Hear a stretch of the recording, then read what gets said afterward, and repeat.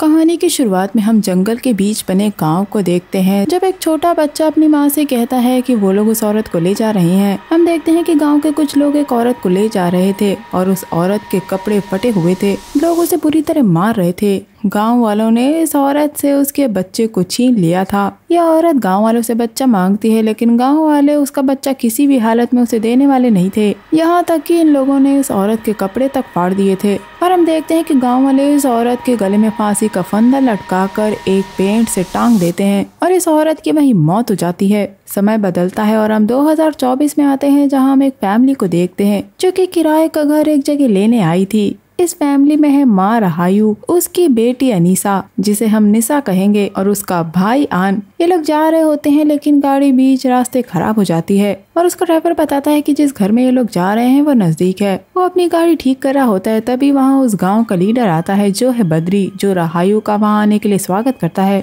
और अपनी कार में इन लोगों को घर की तरफ ले जाता है, क्योंकि जिस घर में ये लोग रहने वाले थे बद्री उसका ओनर है। ये फैमिली अब उस घर में जाती है। दोस्तों, ये घर बद्री की माँ का था, लेकिन अब बद्री वहाँ नहीं रहता है। वो बताता है कि उसकी बीवी इतना बड़ा घर साफ नहीं कर सकती और अब वो बूढ़ी हो गई है, इसीलिए इन लोग ने शिफ्ट कर लिया। घर के अंदर हम देखते हैं कि निशा को रस्सी से बनी एक गुड़िया मिलती है जिसके गले में फांसी का फंदा लगा था, और वैसी ही गुड़िया उसे एक और कमरे में मिलती है, जिसे उतार के वो देखने लगती है। तभी अलमारी के अंदर से किसी के खटखटाने की आवाज आती है। अलमारी के अंदर निशा का भाई था जो उसे डराने की कोशिश कर रहा था। घर दिखाने के बाद बद्री चला जाता है और हमें यहाँ पता लगता है कि राहायू के ऊपर काफी कर्जा है, जिसका उसके पति से डिवोर्स हो गया है। उसका पति इस घर में पहले रहा करता था। दोस्तों, रहायू को एक इन्वेस्टर की तलाश थी जो उसके बातिक कलेक्शन में इन्वेस्ट कर सके। अब हम देखते हैं कि निशा अपनी एक दोस्त पॉप से वीडियो कॉल पर बात कर रही होती है, जब वो देखती है कि छत के ऊपर का एक हिस्सा गायब था और बात करते करते अचानक से वीडियो कॉल अपने आप कट जाती है और इनकी बातें बीच में ही रुक जाती हैं। दोस्तों, रात में जब निशा प्रेयर कर रही होती है तब उसे अलमारी के अंदर से वापस आवाज सुनाई देती है और अब वो अलमारी का दरवाजा लॉक कर देती है। उसे लगता है कि उसके अंदर उसका भाई है, लेकिन उसका भाई अलमारी के अंदर था ही नहीं। वो एकदम से पीछे से आता है, जिसे देखकर निशा हैरान रह जाती है। अब अगले दिन निशा अपने भाई के साथ बाजार में कुछ चीजें लेने के लिए जाती है। तभी उसे कुछ लड़के छेड़ते हैं और उसके साथ बदतमीजी से बात करते हैं। उनके गंदे कमेंट सुनकर निशा उनसे लड़ने लगती है। तभी उनमें से एक लड़का निशा पे हाथ उठाने वाला था, जिसका हाथ तामा रोक लेता है और वो उन लड़कों से वहाँ से जाने को कहता है। दोस्तों, तामा बद्री का बेटा है। यहाँ इन दोनों की मुलाकात होती है। तामा उसे बाजार तक छोड़ने के लिए कहता है, लेकिन निशा को गांव के रास्ते समझने थे, इसीलिए वो उसे थैंक यू बोल के चली जाती है। बाजार में जब वो एक शॉप पर जाती है तो उसे वहाँ वैसी ही रस्सी की बनी गुड़िया लटकी हुई दिखती है। यानी गांव के हर घर और दुकान में लोगों ने वो गुड़िया लटका के रखी थी, लेकिन रहायू ने घर में लटकी सारी गुड़िया को जला दिया था। रात में जब ये सभी लोग खाना खा रहे होते हैं तब आन घर के कोने में रखी सिलाई मशीन की तरफ इशारा करता है और वहाँ बैठे इंसान को भी खाना देने के लिए कहता है, जिसे उसकी माँ और बहन नहीं देख पा रहे थे। तभी आन एकदम से चिल्लाना शुरू कर देता है, मानो वहाँ बैठे स्पिरिट का चेहरा उसने देख लिया हो। वो चिल्लाते हुए वहाँ से भागता हुआ चला जाता है। दोस्तों, निशा के भाई की दिमागी हालत ठीक नहीं है। रहायू को आन की कोई परवाह नहीं थी। उसकी बहनें उसका सारा ख्याल रखती थी और रहायू बस काम करती रहती है। अगले दिन निशा अपने भाई को झरने के पास लेकर आई थी, जहाँ वो खेल रहा था, और निशा अपनी दोस्त से वीडियो कॉल पे बात कर रही थी। तभी उसकी दोस्त निशा को बताती है कि उसका भाई गायब है। जिसे ढूंढने निशा जाती है तो देखती है कि उसका भाई एक पागल लड़की के साथ बैठा हुआ था। उस लड़की ने आन को रस्सी से बनी वही गुड़िया दी थी, जिसे निशा वहीं फेंक कर अपने भाई को लेकर चली जाती है। अब रात में आन अपने खिलौने से खेल रहा होता है, तभी उसे दरवाजे पे किसी की आवाज सुनाई देती है जो उसे ग्रीट करती है, लेकिन की होल से झांकने पर वही औरत वहाँ खड़ी थी जिसे गांव वालों ने फांसी लगाकर मार दिया था। और एकदम से वो डरावनी आवाज में आन से बोलने लगती है। ये देखकर वो काफी डर जाता है। तभी वहाँ उसकी बहन आती है, जिसे वो गले से लगा लेता है, लेकिन उसकी बहन पीछे खड़ी हुई थी जो उसे अंदर आने को कहती है, क्योंकि आन बाहर चला गया था। अब रात में आन खाना नहीं खाता और उसी सिलाई की मशीन की तरफ देखे जा रहा था। वो अभी भी डरा हुआ था, लेकिन निशा अपने भाई को शांत करवा के खाना खिलाती है, जिसके बाद सोने से पहले वो उसे कहानी सुनाती है। और उस कहानी की बुक में वो उसी औरत की कहानी पढ़ती है कि गांव वालों ने एक औरत से उसका बच्चा छीन लिया और उसे मार दिया था, जबकि वो कहानी की बुक बच्चों की कहानी की किताब थी। अब रात हो गई थी और निशा और तामा प्रेयर्स कर रहे होते हैं। तामा के दरवाजे पे वही औरत खड़ी थी जो रो रही होती है और तामा के पीछे देखने पर गायब हो जाती है और एकदम से उसके चेहरे के सामने आके हंसने लगती है। उधर निशा को छत के गायब हुए हिस्से से एक बच्चा नीचे आता हुआ दिखता है जो कपड़े से लिपटा हुआ था, लेकिन जैसे वो उसे छूने के लिए हाथ बढ़ाती है उसे तुरंत कोई ऊपर खींच लेता है। ये देखकर निशा डर गई थी और वो अपनी माँ को बुलाने बाहर जाती है, लेकिन वो देखती है कि उसकी माँ उसी सिलाई मशीन को पागलों की तरह चला रही थी और वो कुछ बड़बड़ा रही थी। निशा अपनी माँ को किसी तरह होश में लाकर उन्हें वहाँ से ले जाती है और इनके जाने के बाद सिलाई की मशीन अपने आप चालू हो जाती है। अगले दिन हम देखते हैं कि आन की हालत और ज्यादा खराब हो गई थी। इन सभी घटनाओं का उस पर बुरा असर हुआ था। उसने राहायु के पेपर्स पे ड्राइंग बना दी थी जो राहायु को आज दोपहर तक प्रिंट करके क्लाइंट को भेजने हैं। अपने पेपर्स की खराब हालत देखकर राहायु आन पे चिल्लाती है और अब जबकि प्रिंटर की इंक खत्म हो गई है तो निशा तामा के साथ मिलकर शहर से इंक ले आएगी, जिसके लिए वो तामा के घर की तरफ निकल जाती है। रास्ते में निशा को वही पागल लड़की दिखती है जिसे वही लड़के परेशान कर रहे होते हैं। निशा उन लड़कों से उसका छाता लेकर उस पागल लड़की को दे देती है। हम देखते हैं कि पागल लड़की निशा का पीछा कर रही होती है। बीच रास्ते निशा को एक पेड़ मिलता है जिसके पास पहुंचने पे वो सुनती है कि कोई उसका नाम पुकार रहा है। ये सुनकर निशा उस पेड़ के पास जाती है, लेकिन वो उस पेड़ को छू पाती उससे पहले ही वो पागल लड़की उसे रोक लेती है, जिसे देखकर निशा उसे दूर रहने के लिए कहती है। निशा एक लकड़ी से उस लड़की को मार देती है। तभी वहाँ तामा पहुँचता है और निशा को रोकता है और यहाँ पता लगता है कि इस लड़की का नाम है इरमा। तामा इरमा को घर जाने को कहता है, लेकिन जाने से पहले इरमा निशा को वही गुड़िया देती है। तामा के घर पे तामा की माँ से निशा को पता लगता है कि इरमा एक अच्छी लड़की है, लेकिन एक दिन एक स्पिरिट ने उसे किडनैप कर लिया। वो स्पिरिट है वीवी गोम्बेल की, लेकिन इरमा किसी तरह बच गई थी। दोस्तों मैं बता दूं कि निशा की दोस्त पॉप भी भूतों को देख सकती है, लेकिन निशा उस पर यकीन नहीं करती और वो तामा के साथ शहर इंक लेने जाती है। उधर घर में सफाई करते वक्त राहायु को पुराने बक्से में कुछ फोटोज मिलती हैं। तभी राहायु को उसके क्लाइंट का कॉल आता है। राहायु को अब वो पेपर्स भेजने थे और वो देखती है कि आन ने उसमें ड्राइंग्स बना दी थी। इस चीज ने राहायु को इतना ज्यादा गुस्सा दिला दिया था कि वो आन को सजा के तौर पर घर से बाहर रहने के लिए कहती है। रात में पेपर्स लेने के लिए कोरियर वाला आता है। जब निशा देखती है कि उसका भाई गायब हो गया है, कोरियर बॉय से पता लगता है कि उसके आने से पहले ही आन गायब था। निशा अपने भाई को पूरे गांव में ढूंढती है और अचानक से उसके पीछे इरमा खड़ी थी, जिससे वो अपने भाई के बारे में पूछती है। इरमा डरी हुई और रोती जा रही थी, मानो वो जानती हो लेकिन बता नहीं पाती। अब मदद के लिए निशा और राहायु बद्री के घर जाके सारी बात बताती हैं। यहाँ बद्री उन्हें बताता है कि गांव में अक्सर वीवी गोम्बेल उन बच्चों को किडनैप करके ले जाती है जिनके माँ बाप उन पे ज्यादा ध्यान नहीं देते। इरमा भी इसी इविल स्पिरिट का शिकार बनी थी। उसे भी किडनैप कर लिया गया था, लेकिन वो बच गई थी, जिसके बाद से कभी भी गांव में कोई भी बच्चा किडनैप नहीं हुआ। और अगर कोई बच्चा किडनैप होकर वापस भी आता है तो वो अपनी मानसिक स्थिति खो देता है और इसी वजह से इरमा की मानसिक स्थिति सही नहीं है। ये सब सुनने के बाद निशा अपनी माँ पे गुस्सा करने लगती है, क्योंकि उसकी माँ की वजह से ही आन आज गायब है। उसकी माँ को आन की पड़ी ही नहीं थी, पर उसकी माँ समझाती है कि वो लगातार काम इसीलिए कर रही है ताकि वो इन दोनों को पाल सके। अब हम देखते हैं कि बद्री ने सारे गांव वालों को बुला लिया था, जो कि आन का नाम पुकारते हुए और बर्तनों को बजाते हुए पूरे गाँव में फैल जाते हैं। ये लोग आन को ढूंढ रहे थे, लेकिन इन्हें कुछ नहीं मिलता। इसी बीच हम देखते हैं कि निशा को वीवी दिखाई देती है, जिसे देखते ही वो बेहोश हो जाती है और उसकी आंख हॉस्पिटल में खुलती है। दोस्तों निशा 3 दिन से बेहोश थी और अभी तक उसके भाई का कोई पता नहीं था। यहाँ उसकी माँ उससे माफी मांगती है क्योंकि वो निशा और उसके भाई का ध्यान नहीं रख पाई, और निशा भी अपने बिहेवियर के लिए सॉरी कहती है। हम देखते हैं कि महीने बीतते जाते हैं, लेकिन आन का कोई पता नहीं लगता। इस बीच निशा उस पेड़ के पास जाती रही है और वीवी से अपने भाई को लौटाने के लिए कहती आई है। इस तरह 3 महीने बीत गए हैं और एक दिन जब निशा घर से बाहर आती है तो उसे इरमा दिखती है, जो उसे वापस वही गुड़िया देती है, जिसे निशा पैर से कुचल के इरमा को वहाँ से जाने के लिए कह देती है। अब इस सवाल का जवाब जानने के लिए कि उसका भाई वापस आ जाएगा, वो तामा के पास जाती है, जहाँ तामा उसे सब कुछ गॉड पे छोड़ने के लिए कहता है। और गुस्से में निशा वापस उसी पेड़ के पास जाती है और वीवी से कहती है कि वो उससे वादा करती है कि अगर उसने उसके भाई को लौटा दिया तो वीवी जो कहेगी निशा वो करेगी। हम उसी पेड़ से वीवी को नीचे रेंग के आता हुआ देखते हैं और निशा पे उसका असर होने लगा था।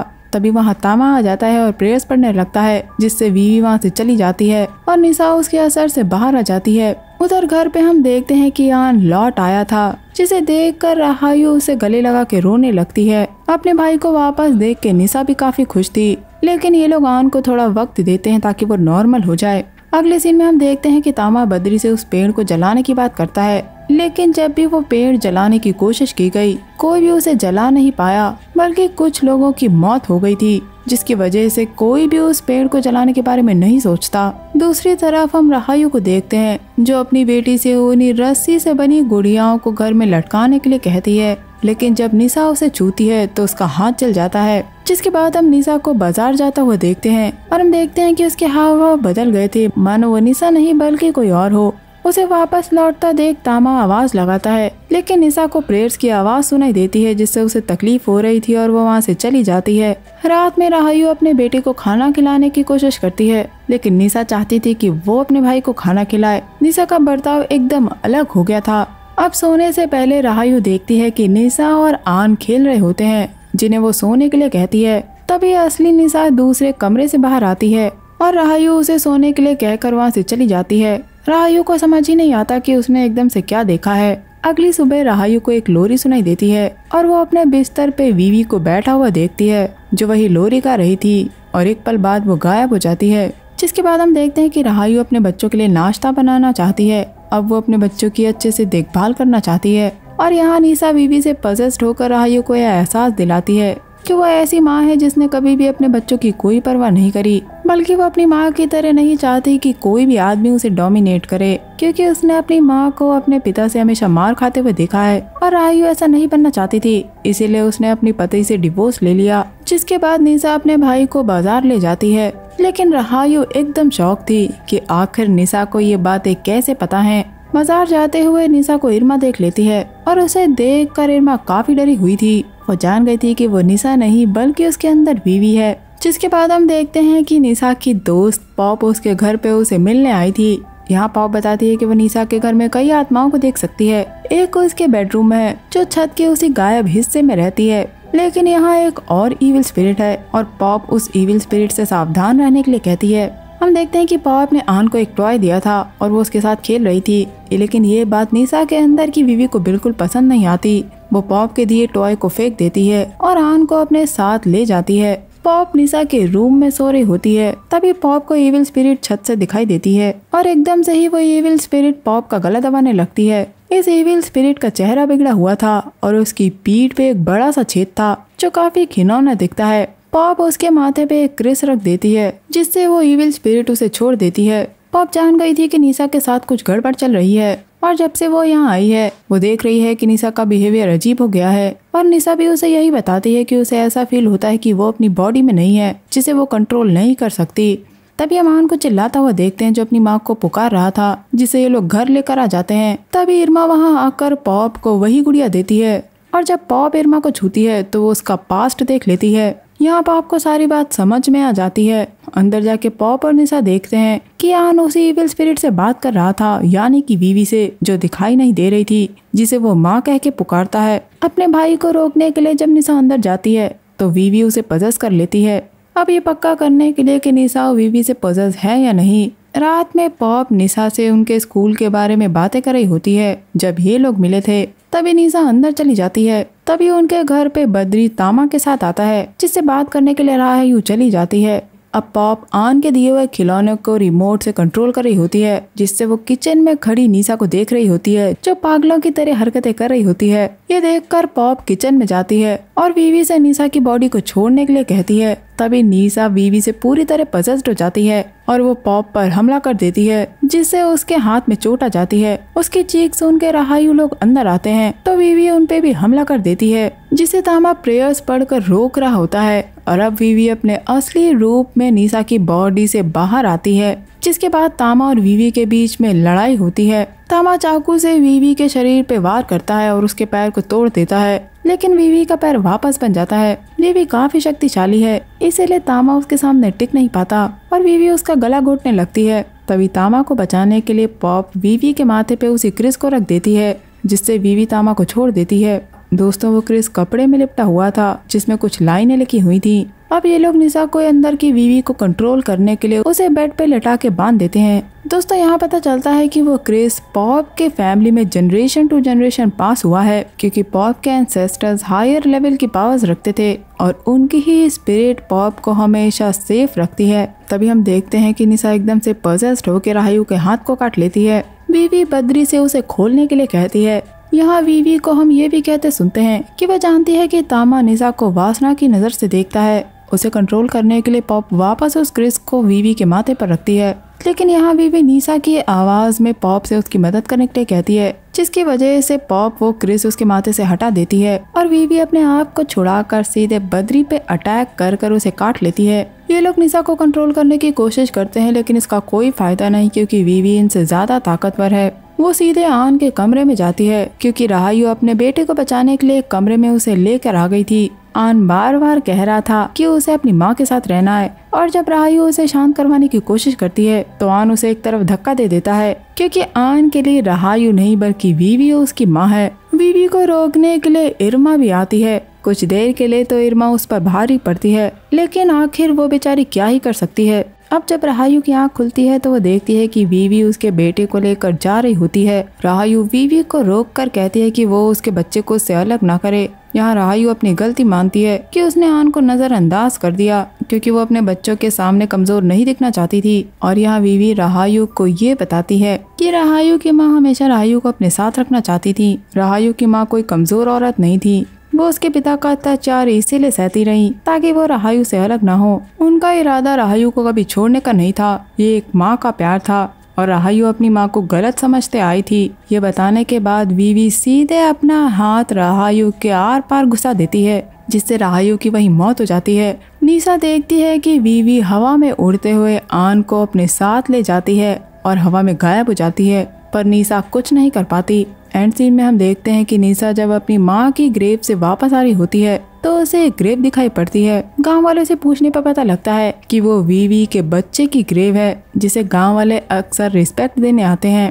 और यहाँ पॉप निशा को बताती है कि जब उसने इरमा को छुआ था तो उसने उस जगह को देखा था जहाँ वीवी बच्चों को किडनैप करके ले जाती है, लेकिन उसका विजन इतना क्लियर नहीं था। निशा मानने को तैयार नहीं थी कि उसका भाई जा चुका है। वह अभी भी अपने भाई को ढूंढना चाहती है और वो जानती है कि इसमें उसकी मदद पॉप और इरमा कर सकते हैं। एंड में हम देखते हैं कि गांव से एक और बच्चा गायब हो जाता है और बस ये मूवी यहीं एंड हो जाती है। दोस्तों मैं आपको बता दूं कि वीवी गॉम्बेल वो इविल स्पिरिट होती है जो बच्चों को किडनैप करके ले जाती है, जिनके माता पिता को उनकी फिक्र नहीं होती। और क्योंकि राहायु को आन की कोई फिक्र नहीं थी, इसीलिए वीवी उसे किडनैप करके लेके गई थी। और वीवी और कोई नहीं बल्कि मारनी थी, वही औरत जिसे हमने स्टार्टिंग में देखा था। दोस्तों बद्री जब छोटा था तो मारनी उसके घर आया करती थी, वो जूस बेचा करती थी। लेकिन एक दिन बद्री के बड़े भाई और उसके दोस्तों ने मारनी का बलात्कार कर दिया। यहाँ तक कि बद्री के पिता ने भी मारनी के साथ यही किया था और मारनी बद्री के बड़े भाई से प्रेग्नेंट हो गई थी। मारनी ने अकेले ही जंगल में उस पेड़ के नीचे अपने बच्चे को जन्म दिया था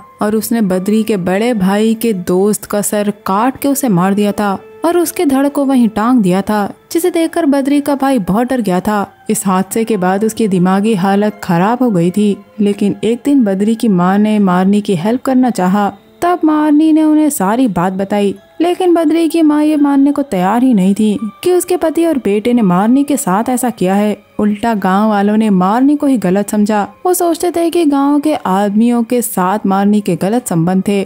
बिना सच जाने गांव वाले मारनी को खूनी समझते थे, जिसकी वजह से उन्होंने पहले तो मारनी के कपड़े सबके सामने फाड़े और उसे घसीटते हुए ले गए। यहाँ तक कि उन्होंने मारनी का बच्चा भी उनसे छीन लिया और मारनी को फांसी लगाकर मार दिया। उस वक्त मारनी ने कहा था कि जैसे वो अपने बच्चे से दूर रह के दर्द सह रही है, वैसा ही दर्द गांव वाले भी सहेंगे। और मौत के बाद मारनी वीवी गॉम्बल की स्पिरिट में बदल गई और अपना बदला लेने के लिए वो गांव के बच्चों को किडनैप करने लगी। और शुरुआत में जो लड़का हमें दिखाया गया था वो बद्री ही था और घर के बक्से में राहायु को बद्री के परिवार की फोटो मिली थी।